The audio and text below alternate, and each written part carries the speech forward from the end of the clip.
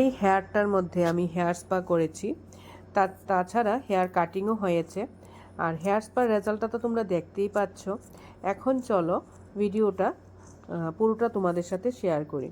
Hair spa এক সাইডে লাগানো শেষ হয়ে গেছে, তারপর অন্য একটা সাইডে আমি সেকশন করে করে হেয়ার স্পা ক্রিমটা লাগাচ্ছি এবং মাসাজ করছি।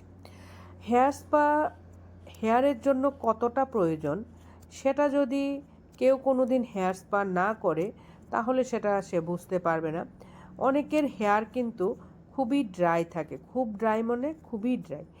তো ওদের হেয়ারে কি হয়, যখনই আমরা ক্রিম লাগাই তখন ক্রিমটা খুব তাড়াতাড়ি অ্যাবজর্ব হয়ে যায় এবং খুব একটা শুকনো শুকনো ভাব থাকে, যেটা ন্যাচারাল যাদের চুলে একটু ময়েশ্চারটা বেশি থাকে ওদের হেয়ারে, আর যাদের হেয়ারে ড্রাইনেস থাকে, দুটো হেয়ার কিন্তু অনেকটাই তফাৎ।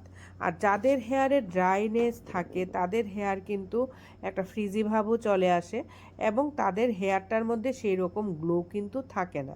তার জন্য অবশ্যই তোমরা হেয়ার স্পাটা করাবে। আর হেয়ার স্পা করার সময় যেই একটা মাসাজ দেওয়া হয় সেটা কিন্তু খুবই একটা আরামের।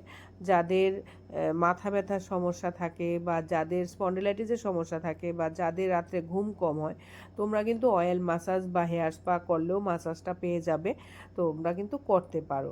তাতে কি হয়, তোমাদের রিল্যাক্সেশনটা কিন্তু খুব ভালো হয়ে যাবে এবং সেটা যদি না করো তো বুঝবে না। তার জন্য পার্লারে আসতে হবে।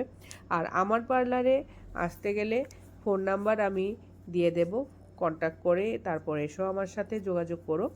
আর অবশ্যই হেয়ারের ক্ষেত্রেও কিন্তু আমি হেয়ারটা বুঝে কার হেয়ারে কী ধরনের প্রোডাক্ট দেওয়া হবে সেটা কিন্তু হেয়ারের কোয়ালিটির উপর নির্ভর করে। এখন দেখো আমার ফাইনাল রেজাল্টটা।